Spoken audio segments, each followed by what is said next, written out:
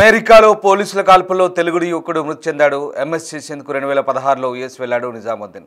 కాలిఫోర్నియాలో స్నేహితులతో కలిసి ఉంటున్నాడు నిజాముద్దీన్. అయితే రూమ్మేట్స్తో గొడవ హింసకు దారితీసింది. పోలీసులు వచ్చేలోపే నిజాముద్దీన్ చేతిలో కత్తి రూమ్మేట్స్పై కత్తితో అటాక్ చేస్తుండడంతో కాల్చి చంపారు పోలీసులు. కంట్రోల్ చేసేందుకు కాల్పులు జరిపామంటున్నారు పోలీసులు. గాయాలతో మరణించారంటూ కూడా పోలీసులు ప్రకటించారు. ఆలస్యంగా వెలుగులోకి వచ్చింది ఘటన. 2 వారాల తర్వాత కుటుంబ సభ్యులకు విషయం తెలిసింది.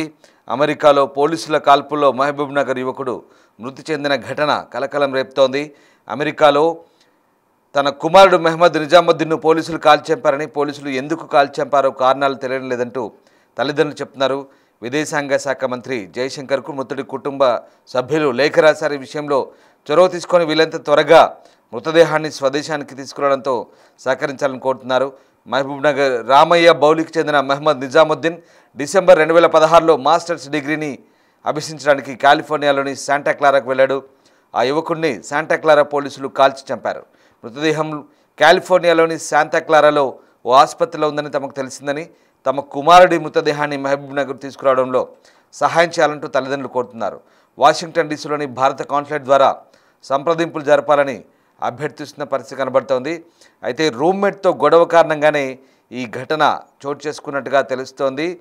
నిజాముద్దీన్ తన రూమ్మేట్తో ఏసీ విషయంలో గొడవ జరిగినట్టుగా తెలుస్తోంది. రూమ్మేట్తో గొడవ పడినప్పుడు సందర్భంలో ఒక్కసారిగా ఆ వ్యక్తి ఆవేశంలో కూరగాయలు కోసే కత్తితో అతన్ని పొడిచినట్టుగా తెలుస్తోంది. వారి గది నుంచి శబ్దాలు రావడాన్ని గమనించిన చుట్టుపక్కల వాళ్ళు పోలీసులకు సమాచారం ఇచ్చారు. అక్కడ చేరుకున్న పోలీసులు లొంగిపోవాలని హెచ్చరించినా నిజాముద్దీన్ వినకపోవడంతో 4 రౌండ్ల కాల్పులు జరిపారు. కాల్పుల్లో నిజాముద్దీన్ అక్కడిక్కడే మరణించాడు. గాయపడ్డ అతన్ని రూమ్మేట్ను పోలీసులు ఆసుపత్రికి తరలించిన పరిస్థితి కనబడుతుంది. మీరు చూస్తున్న ఆ దృశ్యాలు ఆ ఇంట్లోనే నిజాముద్దీన్ని పోలీసులు కాల్చి చంపారు. అతడి రూమ్మేట్తో కలిసి ఉంటున్నారు. పోలీస్ ఇన్వెస్టిగేషన్ రిలీజ్ చేసిన ప్రెస్ రిలీజ్ అది, ప్రెస్ నోట్. నిజాముద్దీన్ను కాల్పుల్లో కాల్చి చంపినట్టుగా పోలీసులు చెప్తున్నారు. ఇక అతని ఫోన్ నెంబర్, అతని డీటెయిల్స్తో సహా పోలీసులు అక్కడ పోలీస్ డిపార్ట్మెంట్ నంబర్ కూడా ఉంది, అక్కడ ఈమెయిల్ కూడా ఉంది. సో ఆ రోజు ఏం జరిగిందో 8 సెప్టెంబర్ రోజు సెప్టెంబర్ 3 నాడు ఏం జరిగిందో ఒకసారిగా పోలీసులు ఆ ప్రెస్ నోట్ను రిలీజ్ చేసిన దృశ్యాలు మనకు కనబడతా ఉన్నాయి. ఒకసారిగా ఇద్దరి రూమ్మేట్స్ మధ్య గొడవ, అది కూడా ఏసీ విషయంలో గొడవ చోటు చేసుకుంది. సో ఆ విషయంలో కూరగాయలు కోసే కత్తితో అతన్ని పొడిచాడు. వారి గది నుంచి శబ్దాలు రావడానికి కూడా చుట్టుపక్కల వాళ్ళు పోలీసులకు సమాచారం ఇచ్చారు. అక్కడ చేరుకున్న పోలీసులు లొంగిపోవాలని హెచ్చరించినా నిజాముద్దీన్ వినకపోవడంతో 4 రౌండ్ల కాల్పులు జరిపారు. కాల్పుల్లో నిజాముద్దీన్ అక్కడిక్కడే మృతి చెందాడు. గాయపడ్డ వారిని అతని రూమ్మేట్ను పోలీసులు అయితే ఆసుపత్రి తరలించారు. గురువారం ఉదయం కర్ణాటక చెందిన ఓ విద్యార్థి నిజాముద్దీన్ తండ్రి హసానుద్దీన్కు ఫోన్ చేసి చెప్పడంతో విషయం వెలుగులోకి వచ్చింది. నిజాముద్దీన్ 2016లో ఎంఎస్ చేయడానికి అమెరికా వెళ్ళి 10 ఏళ్లుగా అక్కడే ఉంటున్నాడు. ఇటీవల తల్లిదండ్రులతో మాట్లాడిన అతను త్వరలో ఇండియాకు వస్తానని చెప్పినట్టు తెలిసింది. కొడుకు మరణంతో తల్లిదండ్రులు శోకసంద్రంలో మునిగిపోయారు. అయితే తమ కొడుకు 2016లో అమెరికాకు వెళ్ళాడని తల్లిదండ్రులు చెప్తున్నారు. ఫ్లోరిడాలో 2 ఏళ్ళు చదువుకున్న తర్వాత ఏడాది పాటు ఇక జాబ్ వచ్చింది. ఏడాది పాటు వెతికిన తర్వాత 4 ఏళ్ళు పనిచేసిన తర్వాత 2023లో ప్రమోషన్తో కాలిఫోర్నియాకు వచ్చాడు. వీసా గడువు ముగియడంతో పొడిగిస్తామని కంపెనీ వాళ్ళు ఆ పని చేయలేదు. ప్రభుత్వ అనుమతితో 6 నెలలుగా అక్కడ ఉంటున్నాడు. అయితే రూమ్మేట్ తరచుగా ఏసీ బంద్ చేస్తుండడంతో గొడవ జరిగిందని చెప్తున్నారు. ఇక తమ బాబు స్నేహితుడు రాయచూరు చెందిన సయ్యద్ మొయినుద్దీన్ గురువారం ఉదయం ఫోన్ చేసి విషయం చెప్పాడంటున్నారు. ఇంతవరకు తమకు సమాచారం తెలియదని, ఏం జరిగిందో తమకు తెలియాలంటున్నారు. విదేశాంగ మంత్రికి ఫిర్యాదు చేశామంటూ బాధితుడి తల్లిదండ్రులు చెప్తారు. సో మొత్తం మీద ఈ వ్యవహారంలో ఒక్కసారిగా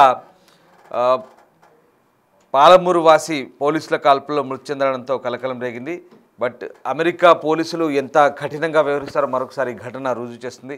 ఏదైనా క్రైమ్ జరిగినప్పుడు అమెరికా పోలీసులు వచ్చినప్పుడు ఖచ్చితంగా వాళ్ళు లొంగిపోమన్నప్పుడు ఖచ్చితంగా వాళ్ళు అదుపులోకి తీసుకోవాలని భావించినప్పుడు పోలీసులకు సహకరించాలి. లేదంటే ఖచ్చితంగా పోలీసులు ఇంకా వెంటనే కాల్పులు జరుపుతారు. అంతకుమించి వేరే ప్రత్యామ్నాయ మార్గం ఉండదు. గతంలో కూడా ఒక పంజాబీని అలాగే తమ సాంప్రదాయ ఆయుధమైనటువంటి ఒక ఆయుధంతో ఆయన గాల్లో ప్రదర్శన చేసినప్పుడు లొంగిపోమని చెప్పినప్పుడు అతను లొంగిపోకపోవడంతో వెంటనే పోలీసులు అతన్ని కాల్చి చంపారు. సో తాజాగా నిజాముద్దీన్ కూడా కత్తితో రూమ్మేట్ని గాయపరిచి పోలీసులు వచ్చినప్పుడు లొంగిపోమని చెప్పడంతో లొంగిపోకపోవడంతోనే అతన్ని పోలీసులు కాల్పులు జరిపినట్టు తెలుస్తుంది. 4 రౌండ్లు కాల్పులు జరపడంతో నిజాముద్దీన్ చనిపోయినట్టుగా నిర్ధారించారు. ఇక గాయపడ్డ తన రూమ్మేట్ని ప్రస్తుతం పోలీసులు ట్రీట్మెంట్ తరలించారు. ఇక ఈ ఘటనకు సంబంధించి పూర్తి సమాచారం మా అమెరికా కొలీగ్ లక్ష్మణ్ అందిస్తారు. బిగ్ టీవీ ప్రేక్షకులందరూ నమస్కారం అండి. నేను మీ Lakshman, big TV USA correspondent మాట్లాడుతున్నాం. మనం ఈరోజే మనకు న్యూస్ వస్తూ ఉంది. యాక్చువల్గా ఒక తెలంగాణ వాసి కాలిఫోర్నియాలో పోలీస్ షూటింగ్లో చనిపోయారని చెప్పేసి ఆ వివరాలు మీకు తెలియజేస్తానికి వచ్చాను నేను ఇప్పుడు. బేసిక్గా అక్కడ ఏం జరిగిందంటే సిచ్యువేషను, మనకు సెప్టెంబర్ 3వ తారీఖు తెల్లవారు అంటే ఆల్మోస్ట్ 6:18 లోకల్ టైం, అది వచ్చేసి కాలిఫోర్నియాలో శాంతాకారా పోలీస్ డిపార్ట్మెంట్ వాళ్ళు ఇన్ఫర్మేషన్ ఇచ్చిన ప్రకారం అయితే ఏమైందంటే 911 అంటే యుఎస్లో ఏమన్నా ఎమర్జెన్సీస్ ఉన్నా, మెడికల్ కానీ పోలీస్ కానీ ఏం ఎమర్జెన్సీస్ ఉన్నా 911 ఒకే నెంబర్కి ఫోన్ చేస్తారు.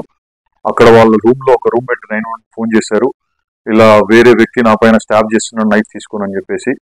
సో పోలీస్ వాళ్ళ ఇన్సిడెంట్కి వెళ్ళేపాటికి ఈ వ్యక్తి ఎవరైతే సస్పెక్ట్ ఉన్నారో, మనం పేర్లు చెప్పకూడదు పోలీస్ వాళ్ళ రూల్స్ ప్రకారం ఇక్కడ బేసిక్గా.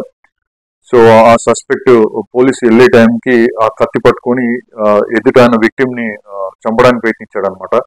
సో పోలీస్ వారు చెప్పారు బేసిక్గా మీరు ఆపండి అన్న, తను ఆపలేదు, అందుకనే పోలీస్ వాళ్ళు షూటింగ్ చేయాల్సిన పని వచ్చిందని కూడా లోకల్ పోలీస్ ప్రెస్ రిలీజ్ ఇచ్చేశారు. అది మరి మన స్క్రీన్ పైన చూడొచ్చు.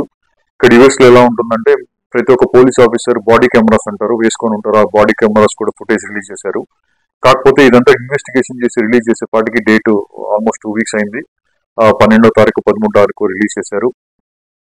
ఇంకా మనం ఆ వీడియోస్లో నేను లోకల్ ఇన్ఫర్మేషన్ కూడా కనుక్కున్నాను. యాక్చువల్గా బేసిక్గా ఏమైందంటే అక్కడ ఆగస్టు 12వ తారీఖు కూడా ఇలానే ఒక ఇన్సిడెంట్ జరిగింది. ఆ ఇంటి ఓనర్ చెప్పాడనమాట మనకు లోకల్ ఇన్ఫర్మేషన్ కనుక్కుంటే. తను ఏం చెప్పారంటే ఇలా అంటే ఇద్దరు ఇట్లా రూమ్లో 4 ఉంటారు, అందరూ టెక్కీస్ అంటే సాఫ్ట్వేర్ ఉద్యోగాలు చేసేవాళ్ళు. సో వాళ్ళకి ఏదో ఇద్దరు గొడవ అయ్యి ఏదో ఏసీ గురించి గొడవ అయిందని చెప్పి ఆగస్టు 12వ తారీఖు సిమిలర్ ఇన్సిడెంట్ జరిగింది. వాళ్ళకి ఎవాక్యుయేషన్ నోటీస్ కూడా ఇచ్చాము, అంటే ఖాళీ చేయమని చెప్పి కూడా చెప్పాము ఆల్రెడీ. వాళ్ళు చేయలేదు. 4గురిలో ఒక అబ్బాయి ఎవరైతే ఇప్పుడు సస్పెక్ట్ చనిపోయారో ఆ అబ్బాయి సంవత్సరన్నర నుంచి జాబ్ లేదు, ఇట్లా రెగ్యులర్గా ఏదో మెంటల్ హెల్త్ ఇష్యూస్ ఏమైనా ఉండొచ్చని ఓనర్ చెప్పారు. మనకు తెలియదు, అది ఇన్వెస్టిగేషన్ అక్కడ ఓనరు చెప్పాడనమాట. వీళ్ళు గొడవ పడ్డంలో ఆ అబ్బాయి ఒకరిని చంపడానికి ట్రై చేయడం, అది కూడా తెల్లారుజాము 6:18 జరగడం, పోలీసు వాళ్ళు రావడం, పోలీసు వాళ్ళు వార్నింగ్ చేసిన వాళ్ళు వినకపోవడం, పోలీసు వాళ్ళు షూట్ చేయడం జరిగింది అనమాట. ఇప్పుడు ఎవరైతే ఆఫీసర్ ఉన్నారో ఆ ఆఫీసర్ వచ్చేసి లీవ్ లో ఉన్నారనమాట. ఇక్కడ యుఎస్ లో ఇలాంటి ఇన్సిడెంట్స్ జరిగితే అన్ని తరం ఇన్వెస్టిగేషన్ జరుగుతుందన్నమాట. ప్రిలిమినరీ ఇన్వెస్టిగేషన్ ప్రకారము Santa Clara police department press release data commissioner police commissioner చెప్పిన ప్రకారం అయితే అక్కడ వేరే ప్రాణం కాపాడారు. ఏదైతే వ్యక్తి చెప్పిన మల్టిపుల్ వార్నింగ్స్ ఇచ్చినా వినలేదు, ఆ నైఫ్ తీసుకుని చంపబోయాడు, నైఫ్ కింద పెట్టమన్నా కూడా పెట్టలేదు, అందుకనే పోలీస్ ఆఫీసర్ షూటింగ్ చేయాల్సిన పని వచ్చిందని చెప్పి చెప్పారనమాట. సో బేసిక్గా ఈ 2 వీక్స్ ఆ ఆఫీసర్ ఎవరైతే ఉన్నారో ఇప్పుడు ప్రస్తుతానికి లీవ్ లో ఉన్నారు, ఆ local police department plus attorney అంటారు, మన లాయర్స్ ఎవరైతే డిస్ట్రిక్ట్ అటార్నీస్ ఉంటారో వాళ్ళు ఇన్వెస్టిగేషన్ చేస్తున్నారు ఫర్దర్ గా. ఇప్పటికైతే ఆఫీసర్ 12 సంవత్సరాల నుంచి పనిచేస్తున్నారు, ఎలాంటి క్లీన్ చీట్ ఉన్న వ్యక్తి. సో అక్కడ వేరే ప్రాణిని కాపాడారు. ఆ ప్రాణం కూడా ఎవరైతే ఆ విక్టిమ్ ఉన్నారో బ్రతికిన ఆయన హాస్పిటల్లో జాయిన్ చేశారనమాట, మల్టిపుల్ స్టాఫ్స్. ఆయన చనిపోలేదు. సో ఆయన్ని నిన్ననో ఈ రోజు రిలీజ్ చేసినట్టున్నారు హాస్పిటల్ నుంచి. ఇప్పుడు ఎవరైతే చనిపోయారో సస్పెక్ట్ ఎవరైతే చనిపోయారో మన స్క్రీన్ పైన కూడా చూడొచ్చు, వారి ఫోటో అంతా బ్లర్ చేస్తారు బిగ్ టీవీ వాళ్ళు. కొన్ని లోకల్ లాస్ ఉంటాయి, సస్పెక్ట్ పేరు పోలీసు వాళ్ళు రిలీజ్ చేయలేదు కాబట్టి మనం ఆ రూల్స్ ని గౌరవిస్తూ మేము ఇక్కడ వాళ్ళని చూపించదలుచుకోలేదు అనమాట. సో బేసిక్ గా పోలీసు వాళ్ళు ఏం చెప్పారంటే ఏదైతే విక్టిమ్ ఉన్నారో, ఏదైతే సస్పెక్ట్ ఉన్నారో ఆయన బాడీ కూడా వాళ్ళ దగ్గరే ఉంది, ఇంకా ఫార్మాలిటీస్ అవ్వాలని చెప్పారు. మన ఇండియా నుంచి కొన్ని ఏదైతే సంఘాలు ఉన్నాయో బేసిక్ గా యుఎస్ లో ఉండే సంఘాలు కానీ వాళ్ళు ఆల్రెడీ మన జయశంకర్ గారిని రీచ్ అవుట్ అయ్యడం జరిగింది, మన ఎక్స్టర్నల్ అఫైర్స్ మినిస్టర్ గారిని. లోకల్ గా తన బాడీని రిలీజ్ చేసి తన మోడల్స్ ఇంటికి తేవాలని చెప్పేసి ఇండియాకి. సో ఇంకా దీని గురించి డెవలప్ వస్తే నేను మీకు ఇన్ఫార్మ్ చేస్తాను. నేను మీ లక్ష్మణ్, బిగ్ టీవీ యూఎస్ఏ కొరకు రిపోర్ట్ చేస్తున్నాను. Thank you. రైట్, అది ఆ రోజు అక్కడ ఏం జరిగిందో పూర్తి సమాచారాన్ని మా అమెరికన్ కొలీగ్, మా అమెరికన్ కరెస్పాండెంట్ లక్ష్మణ్ ఇప్పటివరకు పూర్తి సమాచారాన్ని అందించారు. ఇక శాంటా క్లారా కౌంటీలో ఈ ఘటన చోటు చేసుకున్నట్టుగా చెప్తున్నారు.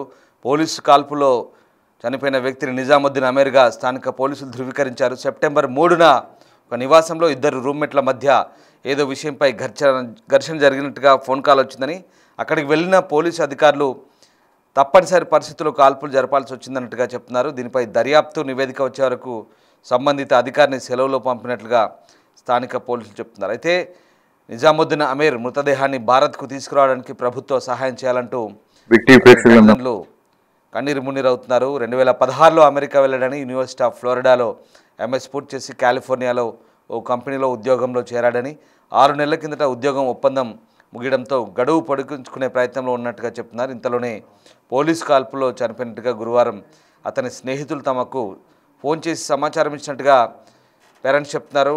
మృతిపై తమకు అనుమానాలున్నాయని, మృతదేహాన్ని భారత్కు తీసుకురావడానికి ప్రభుత్వం సహాయం చేయాలంటూ విదేశాంగ మంత్రికి నిజాముద్దీన్ అమీర్ పేరెంట్స్ విన్నవించుకున్న పరిస్థితి కనబడుతుంది.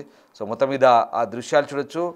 పోలీస్ కాల్పుల్లో అతని పోలీసులు షూట్ చేస్తున్న దృశ్యాలు కూడా కొన్ని డిస్టర్బింగ్ కంటెంట్ చూస్తున్నాం. రూమ్మేట్తో ఏసీ విషయంలో గొడవ జరిగినట్టుగా చెప్తున్నారు. సో కోపంతో ఆ విషయంలో రూమ్మేట్ని కత్తితో పొడిచాడు నిజాముద్దీన్.